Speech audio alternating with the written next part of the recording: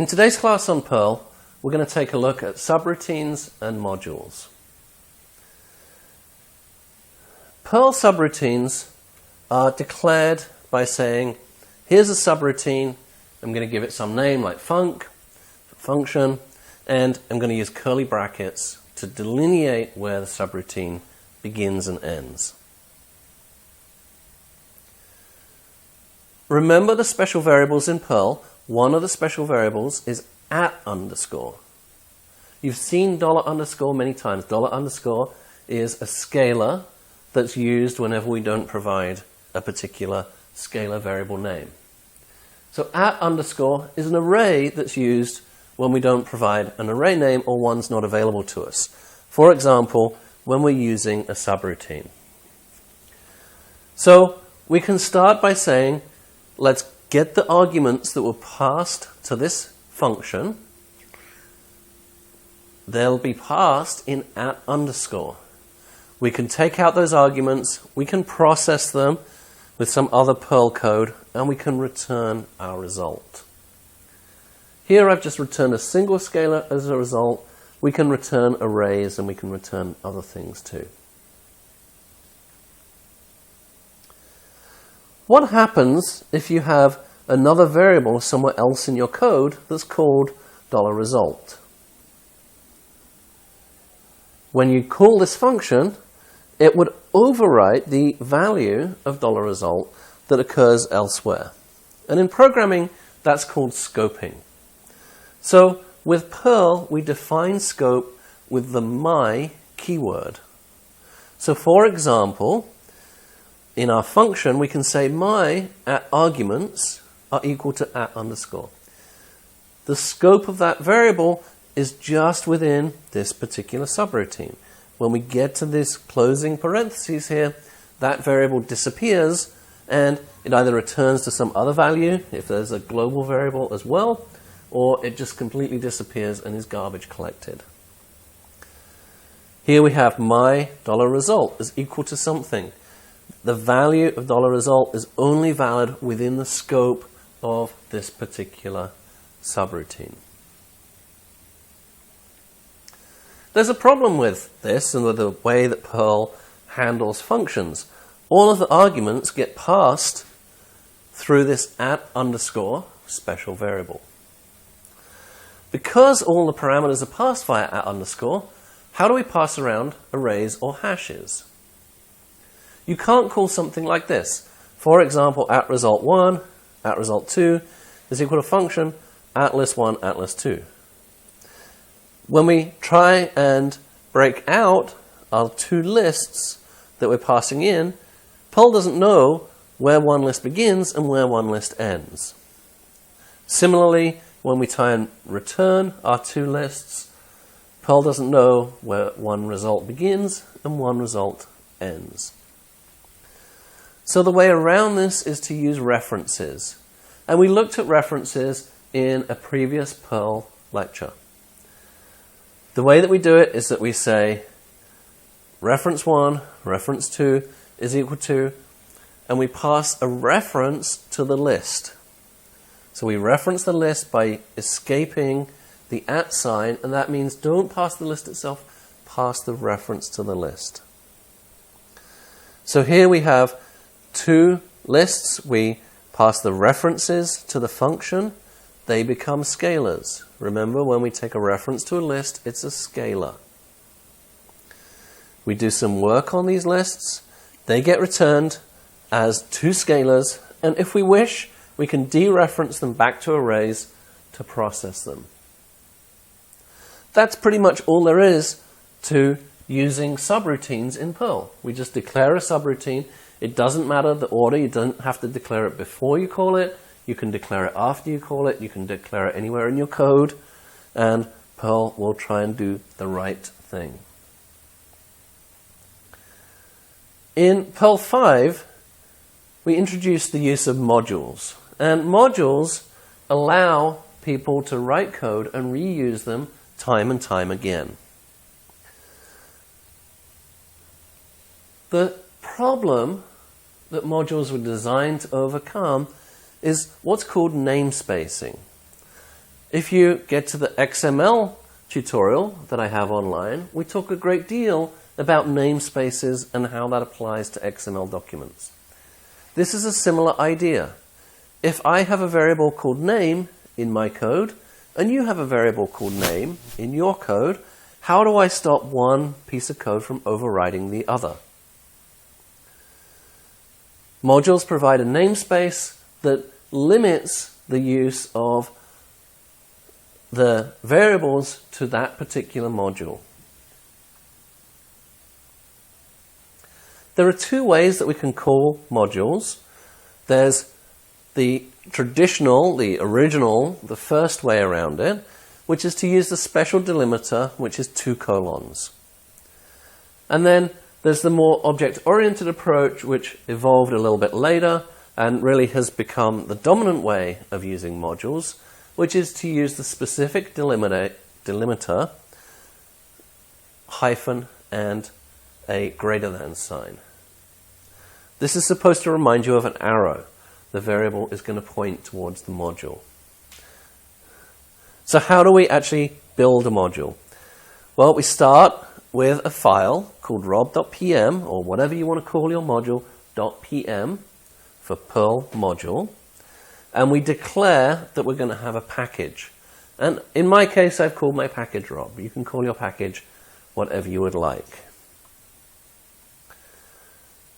When we import that package with the use rob command, Perl goes and looks for rob.pm and looks for all declarations of package within that rob.pm file.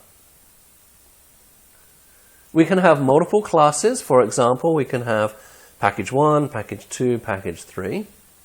And we can use them with declarations like use package 1, use rob package 2, and use rob package 3, etc.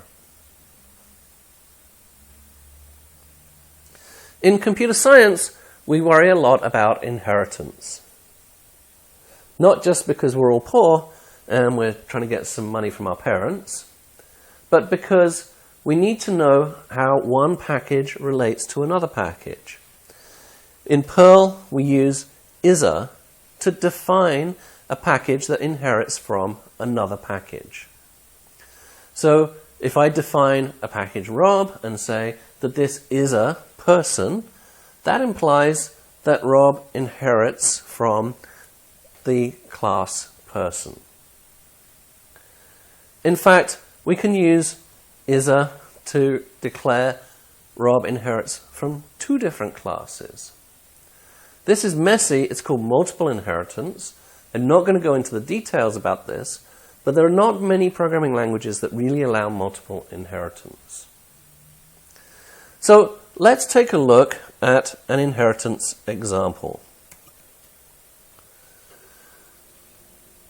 I'm going to start with a package called person. This is going to define the people that I have in my class. Among all the people I know, many of those people are at SDSU.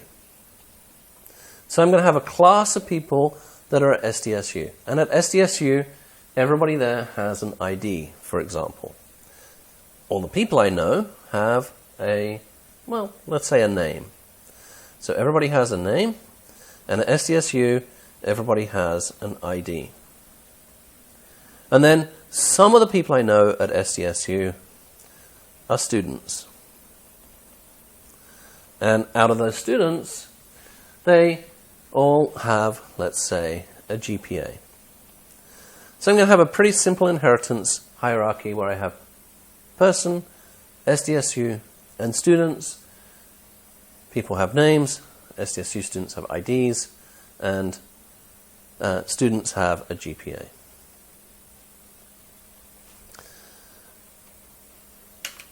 So I'm going to have a little directory called inheritance, and I'm going to start by making my person package.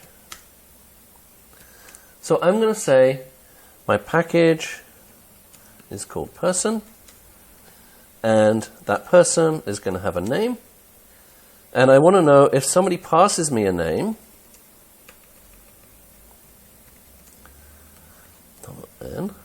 then I'm going to remember it. So I have the special variable self that refers to myself because I'm a person. And then I'm just going to say if somebody passes in a name, then I'm going to set the value of name to be equal to name. Now what I've got here is self is a reference to a hash. So I'm declaring the element in the hash with the key name to have a value of $n. When I call this package, the way that I call it, I pass in the reference to the package. If I call it with other arguments, that gets passed in as optional additional arguments to that function. So the next arguments will be passed in as $n. Regardless of how I'm called, I'm going to return the value of my name. So this is a pretty simple piece of code. What it does is if somebody passes me a name, I remember it. And if they don't pass me a name, I return the name I have. That's my whole package for now. Now I'm going to have a package that I'm going to call sdsu.pm. And then in that, I'm going to say this is my package, SDSU, and that I'm going to use person because I want to say that SDSU people are people. And I'm going to declare, using @isa, that SDSU is a type of person. My SDSU person has an ID. And just like we saw with name, I'm going to use the same type of code where I check to see if I get passed an ID as a parameter. And I'm going to say if $ID, then remember that as ID.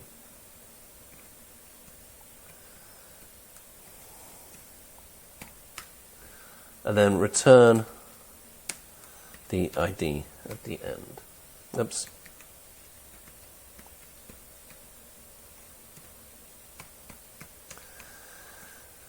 Okay, let me just open both the SDSU and the person. I want to add one thing I forgot to add. In Perl, all of the packages should return true.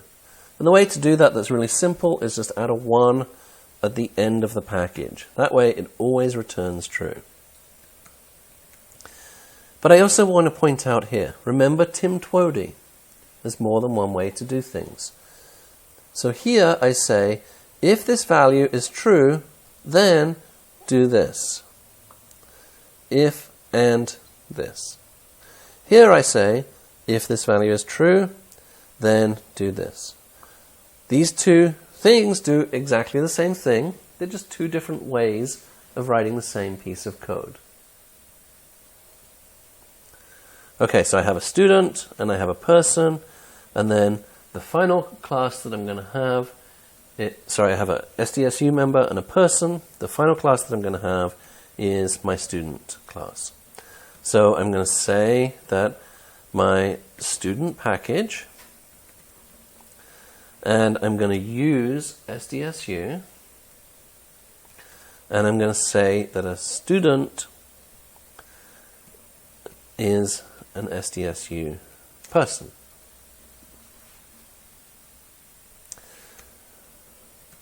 I'm going to declare a type of student so that I can instantiate a student object.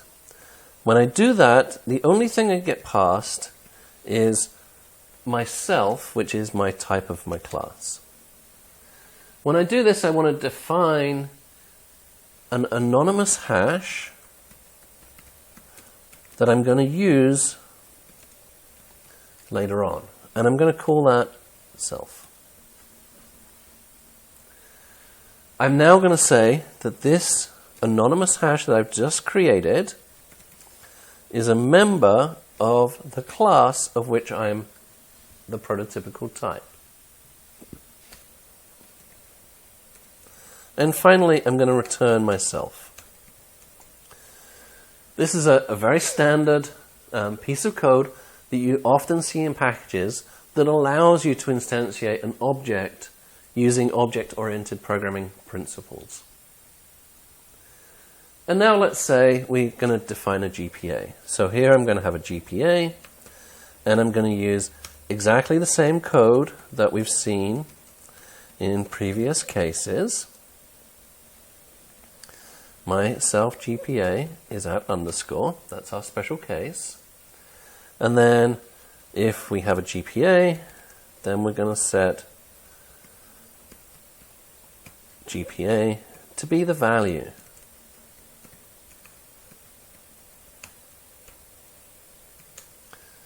And we're going to return the value of GPA. Okay. So we have a person class. We have an SDSU class. Not quite. We have an SDSU class. And we have a student class. Now all we need to do is to write a class, or write a piece of Perl code rather, that we can use to combine these and to test them out. So here I'm going to make a new piece of code called teststudent.pl. This is just standard Perl code.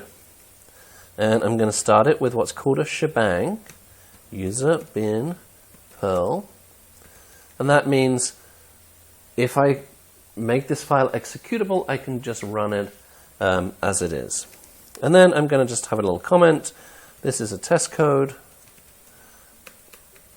to demonstrate inheritance. Okay. I'm going to use the student class. Here's my student class. When I do that, that uses the SDSU class over here. When I do that, that uses the person class over here. And I'm going to say my student is a new student. So that's going to call my new subroutine right here. That's going to instantiate an object of type student and bless that object. And now I can go ahead and set, let's say, I can set a name.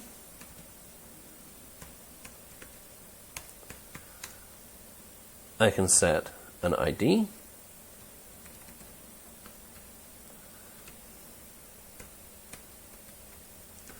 And I can set a GPA.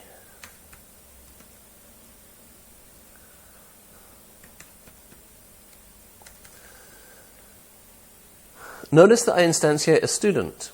Student inherits from SDSU, SDSU inherits from person.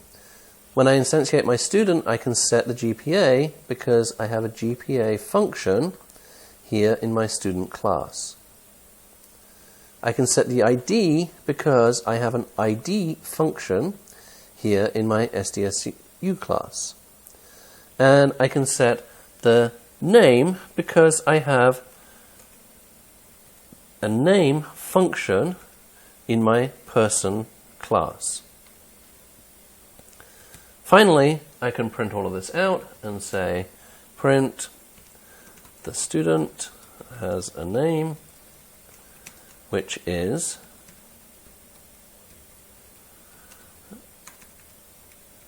and let's just turn a little line wrapping on so you can see, and the student has an ID of $student and their ID, and the student has a GPA of, and let's have a look at my GPA to see how good it is, and then we'll end with a new line. Let's exit all of these pieces of code and type Perl test student. And there we go. The student has a name Rob, the student has an ID of 123, and the student has a GPA of 4. So we've taken three very simple classes, and we've used inheritance to combine them so that we can inherit from a student that has GPA to SDSU that has ID and person that has name. So this simple overview of inheritance in Perl introduced you to the modules and some concepts associated with them. When you look at CPAN, the Comprehensive Perl Archive Network, you can see a whole lot more modules that other people have deposited.